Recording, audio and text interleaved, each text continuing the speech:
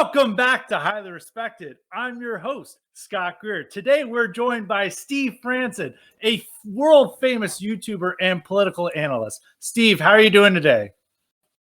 I'm doing really well, Scott. Thanks for asking. Yeah, and we actually have a little bit of a funny story with this podcast.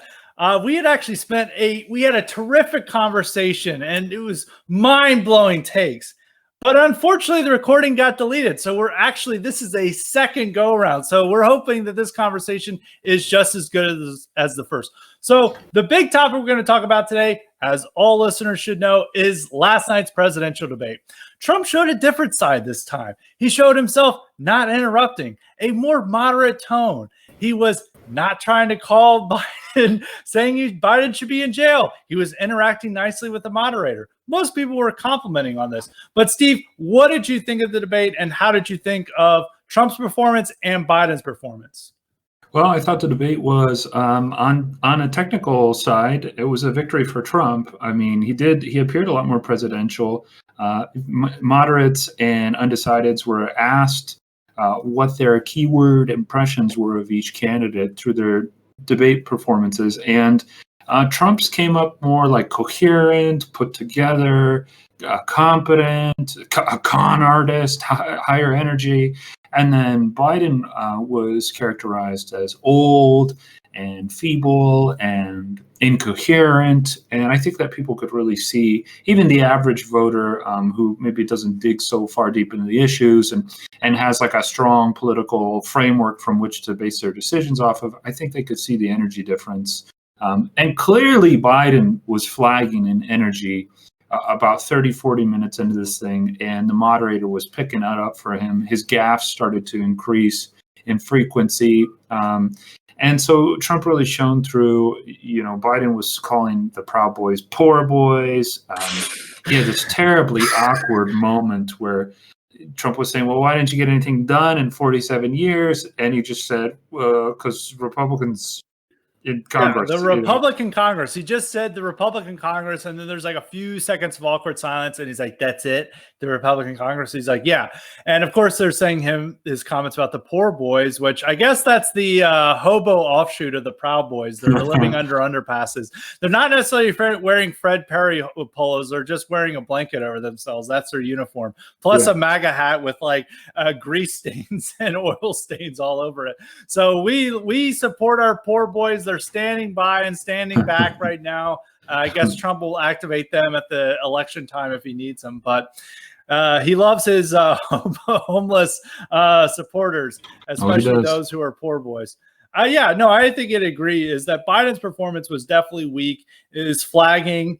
And this is any time that Biden is up there. It's like he has enough energy and confidence to go through, and for 30, 40 minutes, he is terrific. He's got all his lines that he's rehearsed and practiced countless times. He goes up there, he's got his talking points, and he goes in, and then he knows what to say. But he was definitely off this morning. As near the end, I think this is one of the final questions, is that he said, I want to eliminate the oil industry, which when he said that, Trump was so excited. He was like a little kid seeing that he's getting it, that he found out where his parents were hiding the Christmas presents that year. He's like, oh, yeah, I know. Ooh, I'm going to get to see my presents early, because he knows that that's going to help him in the election, because the whole debate and this whole election, Biden said, oh, I don't oppose fracking. I don't want to end fracking. And then he goes up there, and even in debate, he's like, I've never said that. That's fake news that I said I want to ban fracking. And he's like, I want to end the oil industry. Well, banning, I don't know how you're not banning fracking, but keeping the oil industry alive. Just goes to show what's going on in Biden's head. And I don't think, and none of these people were really praising Biden, is that I watched the CNN live stream, and at the end of it, they had Jake Tapper come on with his nasally voice, and it's like, well, I guess Trump did a good job. And, but his lies were worse than Pinocchio. But even that grudging admission that Trump did a good job is a sign that he won the debate. Whether it's going to be the decisive factor, I don't know if that's the case. I mean, I think it's almost like 50 million Americans have already voted, maybe more, maybe it's around that number. I don't know if the debates are really going to matter. But the real takeaway is that Biden says, I want to end the oil industry. And if there's undecisive voters in Pennsylvania, Texas, Ohio, Florida, they're going to hear that and be like, I'm not going to vote for that guy because that guy's going to wreck our entire industry and is going to destroy our economy. And he has no real plan what is he replacing it with? There's no alternative. Yeah, there's no alternative. And people need the jobs. They got hammered by coronavirus. And so they need the money right now. And this gaffe is just it's inexcusable for Biden. It probably shifted 100, 200,000 votes to Trump if we're talking, optimistically.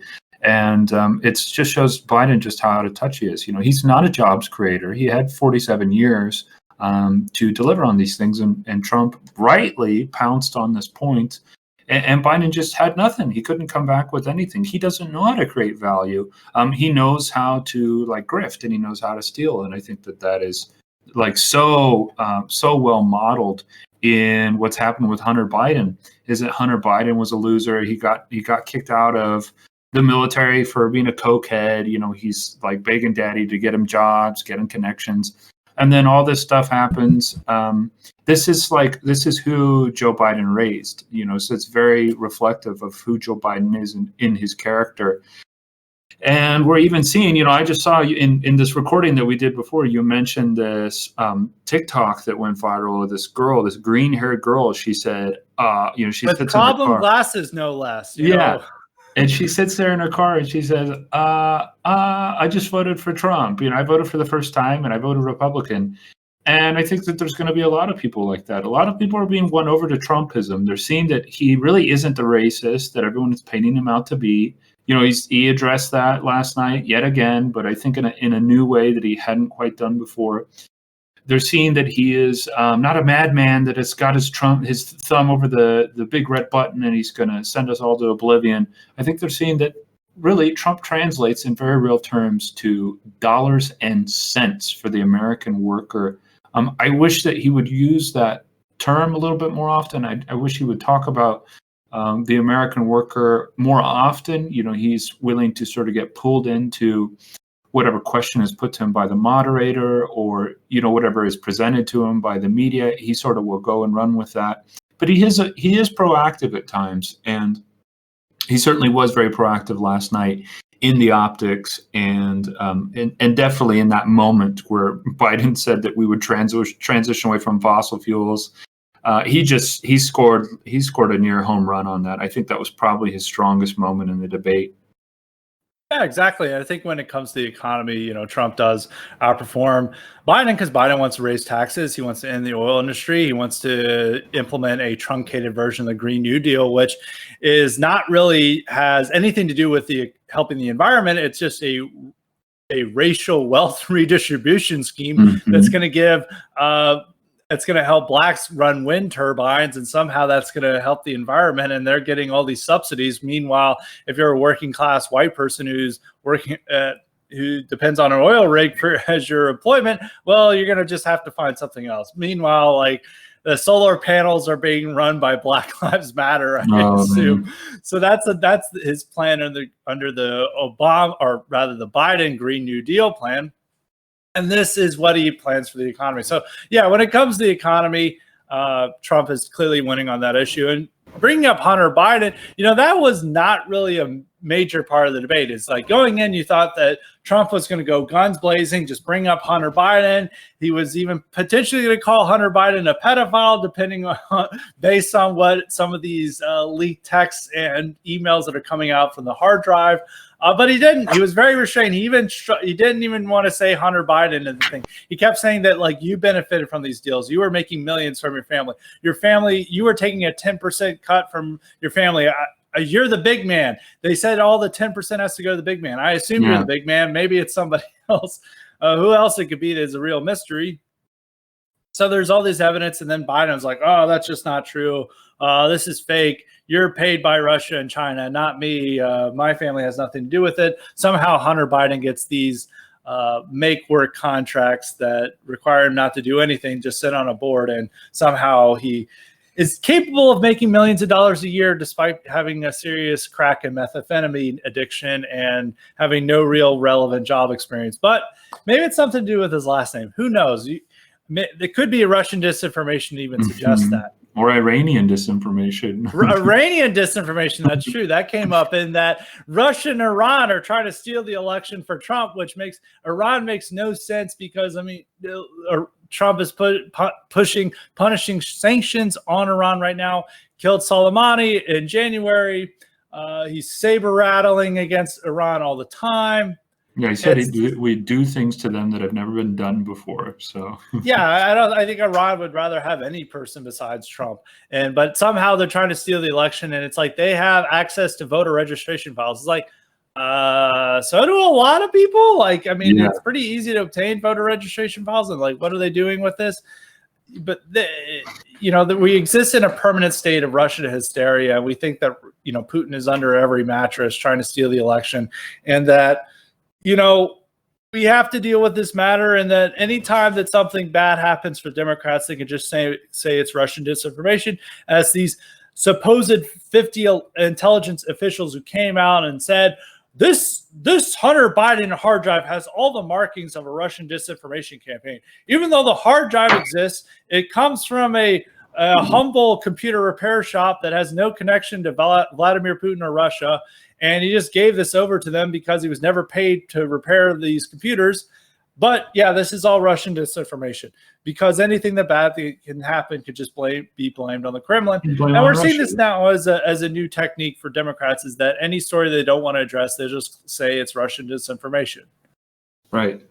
Yeah, they do. And, it's just like, it's very pathetic and very trite at this point. And Biden's response was, well, you're paid by China. You paid China money.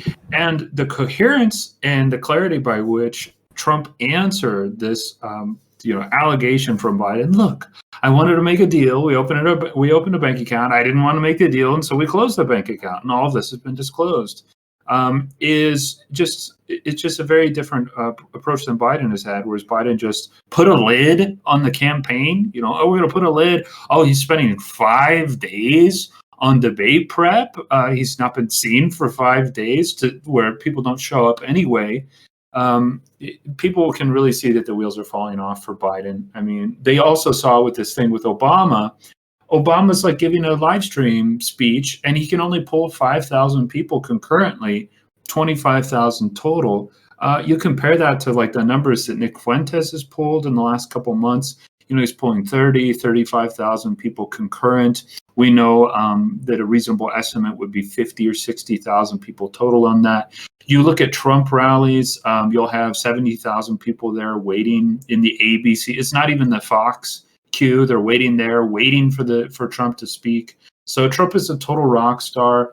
Biden has no leg to stand on. He is being propped up by big tech and by the media. And really, it is Trump against the media, and it's Trump against big tech. And it's been evidenced by Trump having to debate. He goes into this interview with Leslie Stahl, and it's an interrogation. And she's like at one point like trying to cry and pretending that she's been really hurt and harassed. That doesn't work. She pivots back to her vitriol a second later. So he is fighting really this election. It's not so much that he's fighting Biden. He really is fighting big tech, and he's fighting the media. And they did everything they could to suppress this Biden story. They're doing everything they can to prop up this corpse of a man. Biden should be laid out to pasture. He should be writing his memoirs right now. He should be at, some lake house or something like this, chilling and relaxing and letting the last years of his life. He may not have very long anyway, if he's on as much drugs as is rumored. These personal assistants that he has, like running around Philadelphia picking up dementia drugs for him. If he's on that much stuff where he can't show up for anything in the 5 days prior to the debate, this guy really may only have under a couple years to live. So Trump is really fighting a media establishment, a finance class, a financier class, and not really fighting Biden at this point. I mean, Trump won so hard last night on energy. I think, his internals are looking good. I think Minnesota is in play. He's doing new ad buys in Minnesota. So he is just looking like a conqueror right now. And Biden is just what the media can do. It's just what they can do for him, which is, and the celebrities. And it's just not much at this point. Yeah, that's true. And you go back on your big tech going up against Trump, is that I said in the previous recording, is that this is not necessarily them showing their inherent liberal bias. And yes, big tech leans to the left, to say it mildly, but they're ultimately a business and they don't want to upset the president, or they used to not want to upset the president or half the country. And they always want to pretend that they're objective and neutral. And in a lot of cases, they could have censored a lot more in the last 4 years if they totally listened to or completely capitulated to journalist demands. Right. But they've slowly lost every battle with journalist demand that this person be censored or this group of people be censored. And they resist and then eventually they cave. And right now there's such an extreme censorship and suppression of things that are damaging to Biden or helpful to Trump. And it's all done to please Biden, not necessarily because they want Biden to win, even though a lot of them do, obviously, but because they fear Biden. Biden says he's going to revoke Section 230 of the Communications Decency Act. Some people know what the Section 230 is, but it grants publisher immunities to these tech platforms on the basis that they're not really publishers. That if you post something there that's libelous, Twitter's not going to be sued for it. If they were able to be sued for that, they could not exist as a business model, because they would have to spend all their time censoring every tweet to make sure it wasn't libel or it was totally free from any possible litigation they may have. If they got rid of Section 230, the whole business model would fall. We would not have Facebook and Twitter that we have now. Actually, the censorship would get far worse. Some people want to revoke Section 230. It's useful as a threat. Really, what you need to do is revise it to specifically protect political speech, which a couple of bills, Paul Gosar has a bill, Josh Hawley has a bill similar, and even what Trump sent over in his executive order to the FCC, that's the aim that they want to do there. But Biden wants to eliminate it entirely because he wants to turn them into publishers that are dutifully liberal. They only allow liberal content, and they're totally up for the status quo. And that's how they're going to exist. And it's very much a huge change from the Obama years, where Obama credited social media for both his win in 2008 and 2012. And they credited Twitter for the wonderful Arab Spring that happened in 2010 and 2011. They're like, oh, Twitter and Facebook are bringing democracy throughout the world. And now they want to end Facebook and Twitter because, well, in fact, it's bringing democracy to the West. And so that can't be tolerated. We can only have people sharing democratic messages in Egypt or Turkey or Iran. It can't happen in the United States or France or Germany. And that's the new scenario. So they're trying to do this censorship to show that we're on the team. Joe, please don't take away our Section 230. We did such a good job in 2020. We made sure that Trump couldn't win. Please don't punish us. And I don't know if it necessarily would work, but I think they're screwed either way. If Biden wins, he's still going to revoke it, and if Trump wins, he's now going to have the political capital and energy to really take on big tech to ensure that they're going to protect political speech and to launch more antitrust investigations into them, as we saw this week when the Department of Justice announced a new antitrust lawsuit against Google. So you're going to see more of that. So that's the matter on tech censorship. Besides the economy, Trump did really well on foreign policy. Biden tried to hit him hard. Is like, you're not going to war against North Korea. You're not being hard enough on Russia and all these dictators. You buddy up to dictators. That's outrageous. Thinking that, every American president, we have to make sure that they're a good little Democrat before we have anything to do with them, which we've never operated before at any time in history. We've always tried to make sure that these, we're out there to serve our own interests. It's not about spreading democracy around the world. And we've seen the disasters of that mentality in the Obama and Bush years of just trying to spread democracy throughout the world. So Trump is a different orientation on that matter. And he was saying that, in specifically when it came to North Korea, he's like, I have a good relationship with Kim Jong-un. And you know what that's resulted in? No war. When I came into the office, Obama told me we're going to have a war in North Korea. But guess what? No war. And that's an appealing message. I don't think the message that Biden wants to get across, that we want war, is what they want. But Biden wants to present himself as the hawkish president who's going to bring back neoconservatism and spread war all over the world. I think Trump presents himself as the peace candidate who's going to keep our troops home, isn't going to put them in harm's way, and is trying to draw them down from Afghanistan, Syria, and Iraq. But the deep state is trying to keep them there. And military-industrial complex, of course, wants a new war, but he's saying no new war. And this comes about from having good relationships with otherwise bad people like Kim Jong-un. Right. And what Biden wants, and what he's saying, what he was saying in the debate last night is like, we need to be with our allies on this. Okay. Which doesn't amount to much other than like, we need to get back to Barack Obama's foreign policy of, destabilizing countries, doing color revolutions, and like cozying up with the EU. That's like the extent of Biden's foreign policy articulation and what we can really expect from him. Whereas Trump has tangible gains that he's showing almost every single day now. Look, we've got a new peace deal here. Look, we've got a new peace deal here.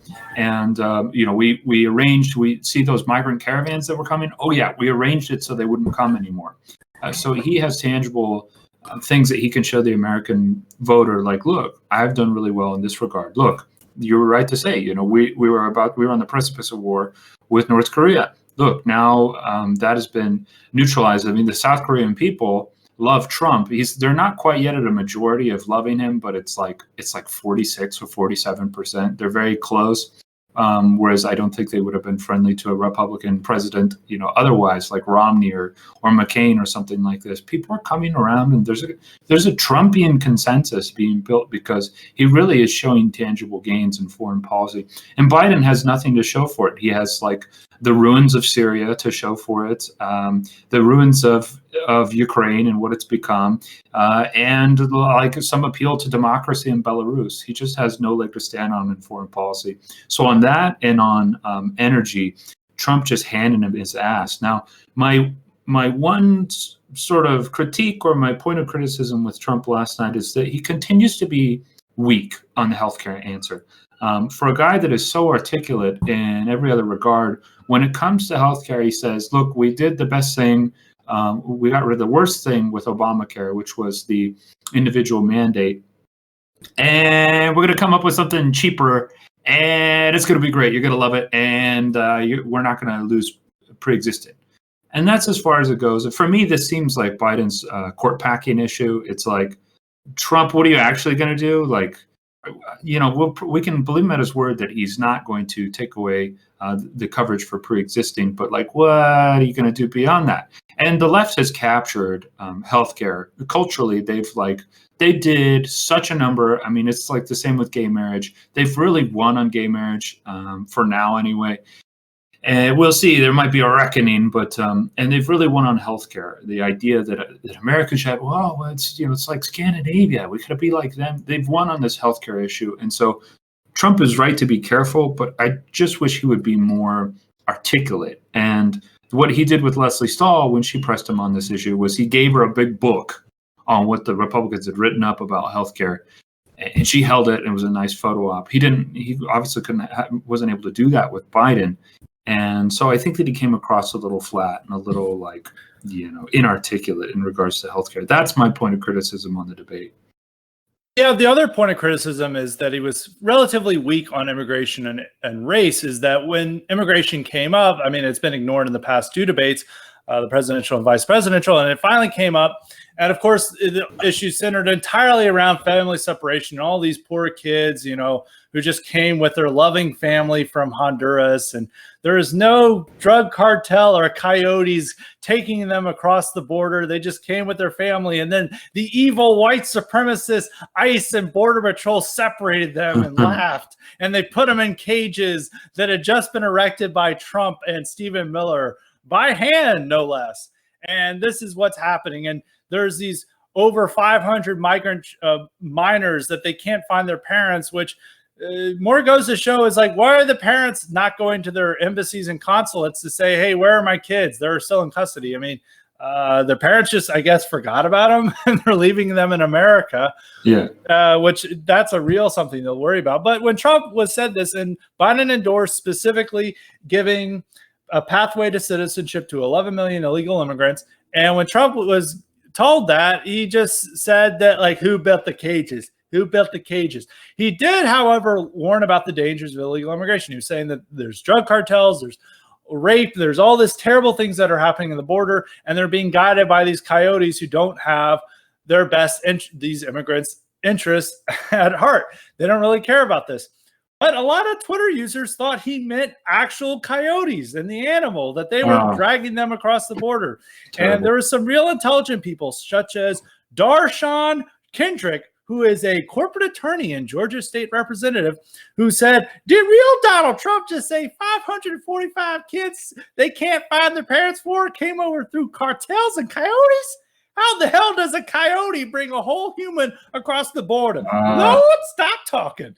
And of course, these brainiacs kept going on. There was Jamel Hill, who's considered the smartest woman in sports journalism, who also thought he was referring to actual coyotes.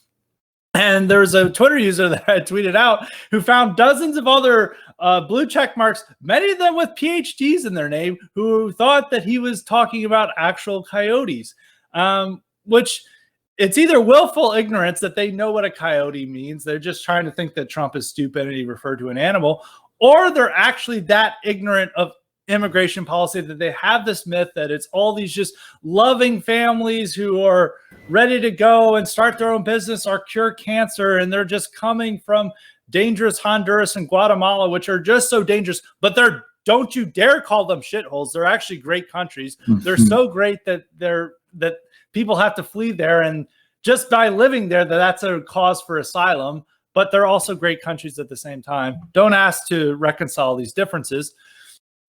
And so they believe that these just families go on their own and no one's guiding them and no one's helping them along the path. They just use their iPhone and they somehow find the holes in the wall or the weaknesses in the barrier, and they get across and they're like, we're here to make America better because all these evil white people destroy America and don't want to work while we want to work and cure cancer. And this is the popular mythology that they have. And none of these people are going to have to suffer any consequences. I'm sure this Darshan Kendrick and Jamel Hill are going to double down and think that he was actually talking about coyotes. And if they actually have to face the fact on coyote, they'll just say it's a racist term. David Hogg was saying it's a racist term and said that coyotes are just their parents, which I think a lot of these migrant children who are getting raped by coyotes and all the women are getting preyed on. I mean, if you look at this stats on the matter, it's roughly half of my women who come through the border are sexually assaulted by these coyotes and other migrants. And I'm pretty sure they would find it news to learn that their coyote who abused them and threatened them with for more money is actually their parent. But this is the popular mythology that, ordinary liberals don't understand. And going on race is that Trump was told, Biden was saying that he's a racist. He's encouraging these white supremacists like the poor boys, and he's so bad for blacks. And Trump just went on about saying the black unemployment rate. He's doing so much for historically black colleges and universities.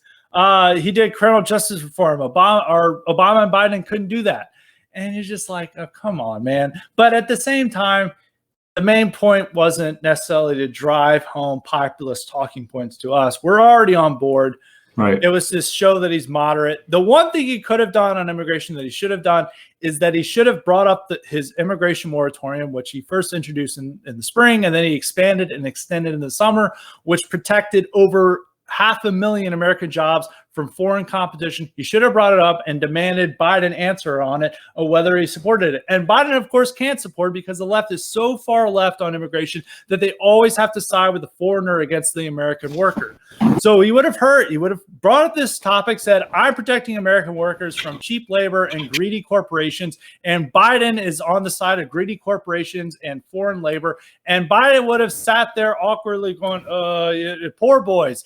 And then he would have had no real answer. He would have just said that it's white supremacists to do an immigration moratorium that protects Americans of all races and colors and creeds. And that would have been his answer. And that would have been just as important as the oil industry comment that Biden made. It would have shown that Trump's on the side of the American worker, while Biden is on the side of Wall Street, greedy corporations, and cheap foreign labor that comes here either illegally or legally to take American jobs.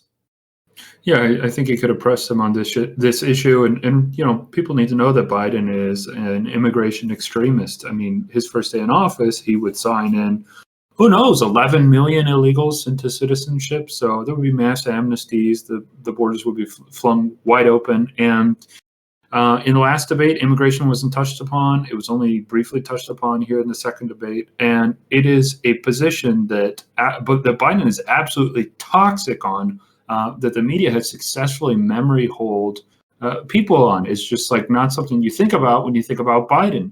And the scrutiny needs to be sort of like that. The scrutinizing eye of the right needs to be cast upon this for Biden, because Trump has been a total victory for the American worker on immigration. And immigration is down 92%, I think, in the second half of 2020. That's going to continue. And what do they have to stand on politically if they get blown out in the president, or even if they lose, by a close margin in the presidential election? They just have coronavirus to keep pushing, or like Russia to keep pushing. They've already impeached the president. They don't have much to stand on. And so it would be like a real merciless kill if he could just get them on immigration. But I agree with your criticism there. I got to jump out of here. I got to go do some family stuff. But thanks for having me on, Scott. That's great to have you on, Steve. Sorry that we have to see you go, but we have a little bit more of the topics. So Steve, follow him on Telegram and YouTube. He's been banned from Twitter, so try to find him on there. Just type in Steve Franssen and he should come up. So thanks again for coming on, Steve. Very cool. Thanks for having me, Scott. Thank you. And now going on to other topics. The last one I have to talk about is with the debate is that the other great atrocity that happened at this debate was Trump calling AOC. He's not supposed to do that. He's got to call her Congresswoman or Representative. Whether he has to call her Congresswoman AOC or Congresswoman Ocasio-Cortez wasn't made clear. But once again, AOC complained about this on Twitter, and it got hundreds of thousands of likes. And the point is that I demand to be called by my title. And for all of her populist bluster and saying she stands with ordinary people, AOC is kind of an elitist. One of her main things in Congress is that she demands that representatives need higher pay, and that she can't afford to live in D.C. on a $175,000 a year salary, which, that's much, much higher than the ordinary salary. I think that's at least 3 or 4 times higher than the average American salary. And she's complaining about it. And at the same time, she demands to be called by her proper title. It's like, I am not AOC. I am Congresswoman Ocasio-Cortez, and you must call me that, as she has AOC as her Twitter handle. And, she claims that the people can call me that, but all of my colleagues must call her that. And, well, President Trump isn't necessarily her colleague. He's, the president of the United States. He's not in the House. He doesn't need to worry about presenting himself as respectful. And it's pretty egregious to demand a level of respect from somebody you call a racist, a white supremacist, and a terrible human being on a daily basis. But you insist that they respect you while you don't respect them. I don't think she makes sure to call President Trump, anytime she talks about him. But this is more of an indication that Ocasio-Cortez is less like ordinary Hispanics and more like affluent white female liberals.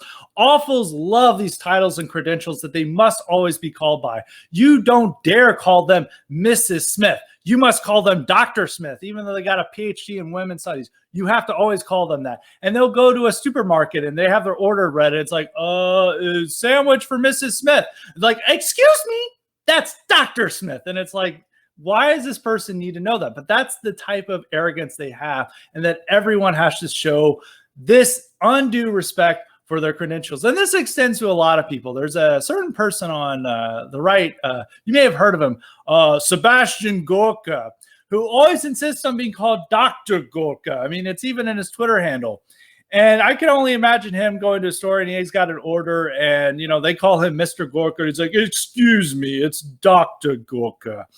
And it's the same thing that goes with AOC. It's something that's an obsession with credentials. They must always be validated for this little special thing they got, whether it's being a congresswoman or having a master's degree. They always have to be acknowledged for this achievement because those credentials make them superior than the hoi polloi, and they demand respect. So I think this is once again that AOC, ignore AOC's supposedly radical comments about taking down billionaires and spreading the wealth, is that you can really understand her by how upset she gets by not being referred to Congresswoman, is that this is all about climbing the social ladder and being seen for the credentials you have. And, at the end of the day, she's not really an authentic working class Latina. She's just an awful. So with that, we had a couple of other topics that we went through that didn't get recorded, but we're a little pressed for time. So I'm just going to go into the patron questions from highly respected Patreon. As a reminder, you too can get the power to ask me and the guests, if we don't have any errors like we did this week, the power to ask us questions about any topics you want. And this week we've got a question from Dave. He asks, a lot of Republicans like Ben Sasse are starting to ditch Trump ahead of the election. Do you think this is a sign the GOP is ready to turn on nationalism? And what do you think of Trump's election chances? Well, clearly the GOP the establishment rather, want to get rid of Trump and just pretend that this was all a bad dream, that they can get back to the Paul Ryan agenda and they can everything's an ordinary business. Like, the Republican base will come out and turn out for them if they just focus on tax cuts and the deficit and helping out, Israel and going to war with Iran, is that this is the real stuff that really matters. And ordinary middle Americans just want more immigration. They want to be replaced by cheap foreign labor. They want their communities to turn into little Mogadishu. And this is what they really believe. So they want to get rid of Trump, but they are not going to be able to. There is such a strong tie between the base and Trump that there is no possibility that they can win in 2024, which Ben Sasse and Larry Hogan and a lot of other people want to do, by presenting themselves as the anti-Trump candidate. The presidential candidate in 2024, no matter what happens between now and then, will have to have a Trump endorsement. I guarantee that. If I had tweeted this out, I would say screenshot this. But I don't know if any of us will be allowed on Twitter anymore, so maybe you won't have that option anymore. But they will have to have Trump's endorsement. You cannot exist in a post-Trump party by being fervently anti-Trump. You're going to have to appeal to him. You're going to have to appeal to his base, because there is a strong tie between them and Trump. Trump has 94% approval rating among Republicans. That's the highest it's ever been. That's just not going to go away overnight if he loses. Even if he loses in a blowout, they're still going to have the strong tie to him. They're still going to like him. He's still the first Republican president they've had in a while since George W. Bush, and George W. Bush has lost a lot of his appeal to the ordinary Republicans. They're going to replace that with Trump. And I think even in some respects, they're going to look on Trump as a lot of boomers look on Reagan. Well, actually, a lot of boomers love Trump, but a lot of the people who grew up in the 80s looked on Reagan, and that's going to be the case for the next 10 or 20 years. And they cannot extricate themselves from Trumpism. And nationalism is appealing to the base. They like trade protectionism. They like immigration restrictionism. They want a country that stays out of these stupid foreign wars. They don't want a nation build and spread democracy around the world. So I think it's stupid, but it's clearly a political move. They think he's going to lose, just like all the journalists, and they now think that they can just shrug him off and build their political future by being an anti-Trump candidate, but it's not going to work for them or for any of the Republican establishment who encourages them. Now, on to Trump's chances, of course, the polls, national polls, don't look that good. But if you look at the state polls, much better. I mean, in a lot of these state polls, and especially the Real Clear Politics average, you'll see that there's less than 5-point difference between Biden and Trump. The registrations in a lot of these battleground states, is particularly in the Rust Belt, there's a greater number of new Republican voter registrations than there are for new Democratic voter registrations. A lot of the early voting is not going as well for the Democrats as they expected. Of course, there's a huge early voting turnout, but they're not winning by the margins that the polls told them would. It's a much lower difference. And you just have to see it from the energy level. I mean, you see these rallies that Obama or Biden is using Obama for, is that this week you saw Obama yelling at like 12 disinterested people with a bullhorn. And you're just like, this is so pathetic and so embarrassing for somebody, less than 10 years ago was seen as the great messiah who could, really inspire a crowd like nobody else. And everyone said he's the greatest orator in generations. And now he's reduced to standing on a sidewalk, yelling at 12 people in mass with a bullhorn. And he's got a mask on himself. It's very embarrassing. They also have these car rallies where it's like 100 liberals with masks on in their car honking their horns at Biden as he's increasingly yelling and stumbling over his teleprompter. It's all bad optics. So, yes, national polls aren't looking good, but I think Trump's chances are still pretty good. I would give him 50-50 shot. And a lot of people out there who just want to be blackpilled all the time and say he's done, he's lost, this is so bad, and they get upset about anything Trump does. And you even saw this last night with the debate where they were just not liking his answers. And they're just such a wave of negativity. And like, don't be like that. Don't be a doomer. Think positively. Trump is always on the power of positive thinking. And even if he's losing, if he loses and you're right, what do you gain? You're like, I was right. You all knew it. And like, compliment me. It's like, congrats. You get some Twitter likes. Great. Congratulations. Your country's destroyed. You should think, people need to think positively. Even if he does lose, people need to keep a positive mentality on this. I really don't like this negative thinking and doomer mentality. People should be realistic. They shouldn't be saying like he's got this in the bag, he's guaranteed. But the chances are much better than the journals class is giving him. Don't necessarily rely entirely on the national polls. There's a lot of other variables out there.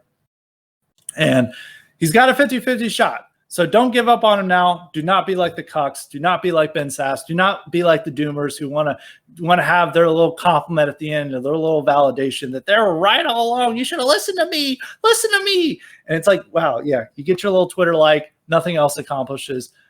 No one's going to remember your grand prediction. Wow, you had the same prediction as the journalist class. Congrats. This is real clairvoyancy we're seeing. So that's my take on it. And that is all the time we have for Highly Respected this week. So we're actually going to have an episode on Monday. We should. And it's going to be with a very special guest. And we're going to be talking about the anti-woke left. And I think we're going to have a second episode next week. So tune in then. And until next time, stay respected.